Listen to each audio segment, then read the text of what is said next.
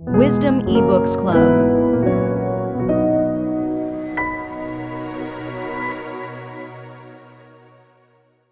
Genesis chapter 37. Joseph dreams of greatness. Now Jacob dwelt in the land where his father was a stranger, in the land of Canaan. This is the history of Jacob.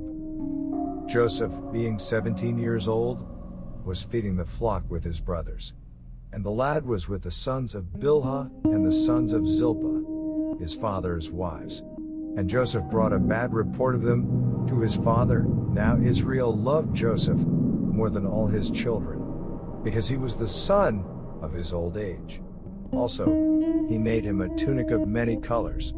But when his brothers saw that their father loved him more than all his brothers, they hated him and could not speak peaceably to him. Now Joseph had a dream, and he told it to his brothers, and they hated him even more. So he said to them, "Please hear this dream, which I have dreamed.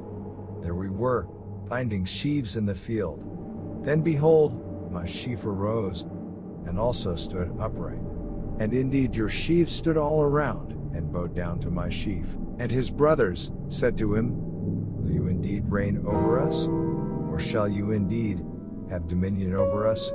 So they hated him even more for his dreams and for his words. Then he dreamed still another dream, and told it to his brothers, and said, "Look, I have dreamed another dream. And this time the sun, the moon, and the 11 stars bowed down to me." So he told it to his father and his brothers. And his father rebuked him, and said to him, "What is this dream that you have dreamed? Will your mother and I and your brothers indeed come to bow down to the earth before you?" And his brothers envied him, but his father kept the matter in mind. Joseph sold by his brothers. Then his brothers went to feed their father's flock in Shechem. And Israel said to Joseph, "Are not your brothers feeding the flock in Shechem? Come, I will send you to them." So he said to him, "Here I am." And he said to him, "Please go, and see if it is well with your brothers, and well with the flocks, and bring back word to me." So he sent him out of the valley of Hebron. And he went to Shechem. Now a certain man found him, and there he was, wandering in the field. And the man asked him, saying, "What are you seeking?" So he said, "I am seeking my brothers. Please tell me where they are feeding their flocks." And the man said, "They have departed from here, for I heard them say, 'Let us go to Dothan.'" So Joseph went after his brothers, and found them in Dothan. Now when they saw him afar off, even before he came near them, they conspired against him to kill him. Then they said to one another, "Look, this dreamer is coming. Come therefore, let us now kill him, and cast him into some pit. And we shall say, Some wild beast has devoured him. We shall see what will become of his dreams." But Reuben heard it, and he delivered him out of their hands, and said, "Let us not kill him." And Reuben said to them, "Shed no blood, but cast him into this pit which is in the wilderness.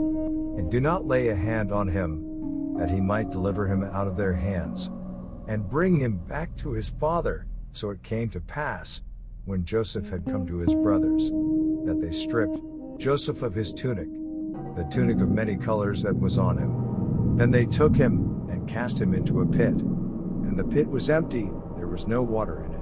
And they sat down to eat a meal. Then they lifted their eyes, and looked. And there was a company of Ishmaelites coming from Gilead with their camels, bearing spices, balm, and myrrh, on their way to carry them down to Egypt.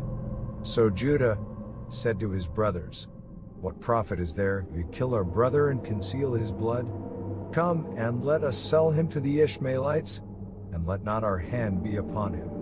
For he is our brother and our flesh." And his brothers listened.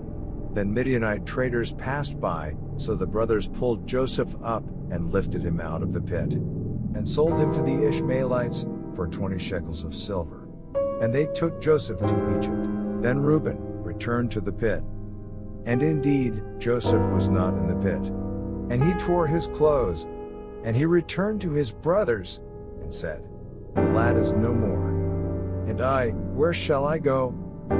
So they took Joseph's tunic, killed a kid of the goats, and dipped the tunic in the blood. Then they sent the tunic of many colors, and they brought it to their father, and said, "We have found this. Do you know whether it is your son's tunic or not?"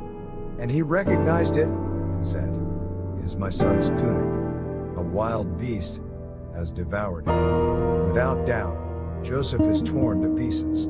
Then Jacob tore his clothes, put sackcloth on his waist, and mourned for his son many days. And all his sons and all his daughters arose to comfort him. But he refused to be comforted, and he said, "For I shall go down into the grave to my son in mourning." Thus his father wept for him. Now the Midianites had sold him in Egypt to Potiphar, an officer of Pharaoh and captain of the guard.